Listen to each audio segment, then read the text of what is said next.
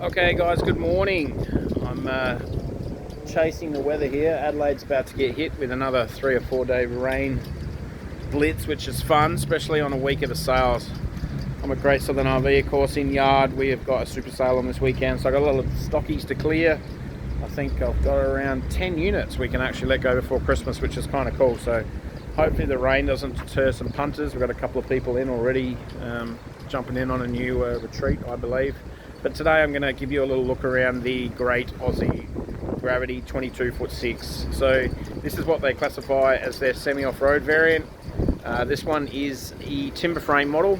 You can get it in their aluminium frame as well, which is a welded RHS aluminium frame. You then also get the inner fiberglass walls and fiberglass floating roof.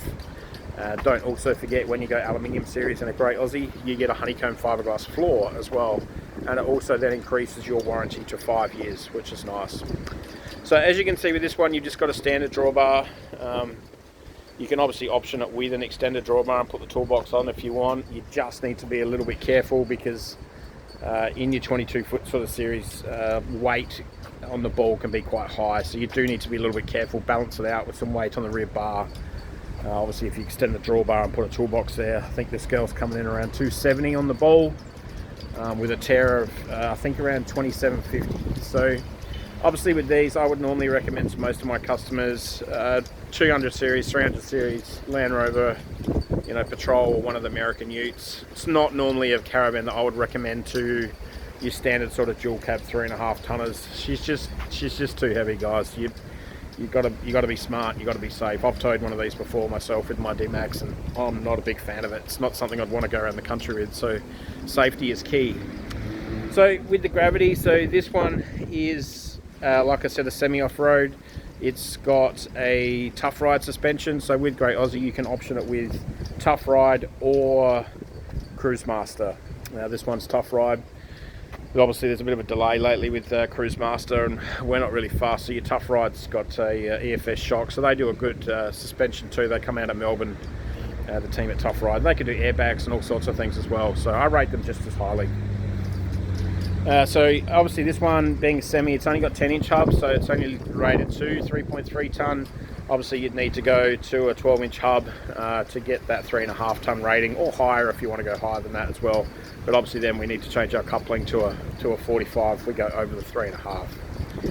So I'll point you through some key features on a Great Aussie. So you've got the strip lighting. You can see that little white bead there. That's actually orange lighting, which goes all the way around the van, which gives it a pretty cool look, and glows at night time. It also keeps the bugs away as well. You find you won't need any lights on the outside on once you've got that on.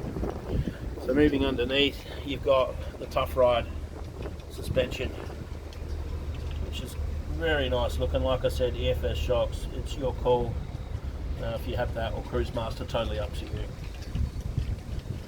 So yeah, 15-inch wheels. With an AT tyre, you've got the choice of mud terrains as well. A lot of people like the mud terrains. Get my camera to catch around. I'm not a big fan of the mud terrains, guys. They cause a lot of vibration in vans. I know they look cool, but I normally wouldn't. I don't normally recommend it. You don't want it on your car. Why put it on your van? Outside wise, you've got a strip light up there which changes to white and orange as well. You've got outside TV mounting. Picnic table, of course, outside speakers, all the standard sort of stuff in a 22'6" layout. You got rear boot there, that which goes all the way through as well, and then of course you've got your reverse camera there as well.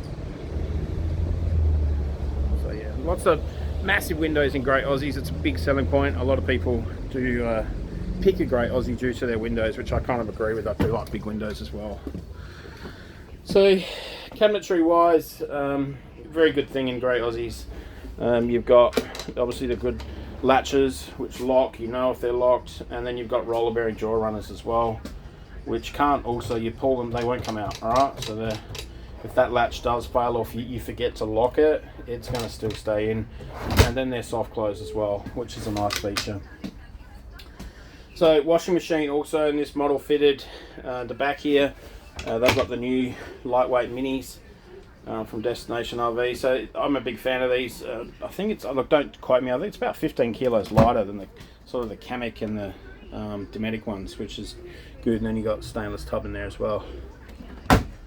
And then piano hinges on all your side cupboards too.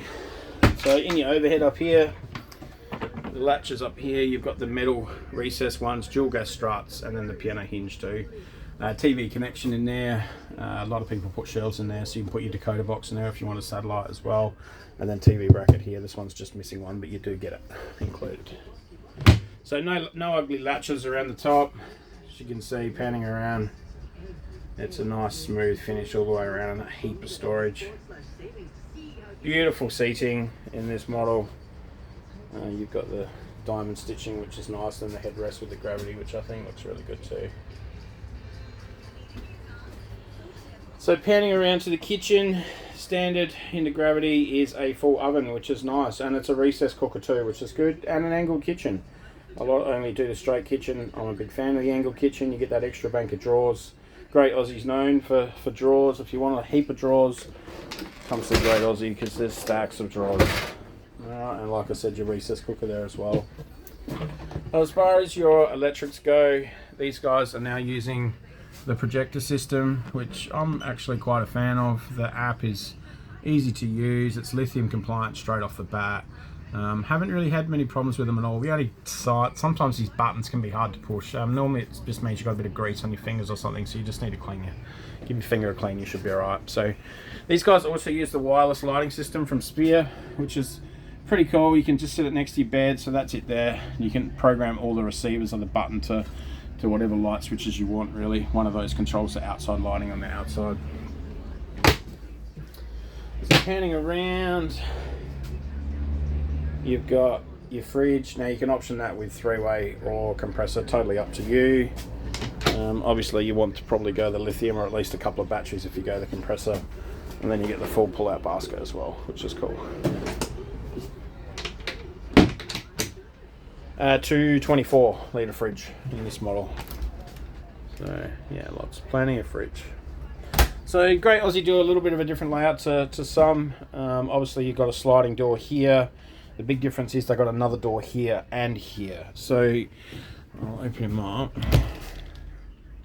So you get the vanity there, and then panning around, you get the toilet at the back there as well. So the smells and that can be enclosed. It means if someone's in the toilet, you can then close that door. So that's a popular thing too with Great Aussie as well. A lot of people prefer this layout.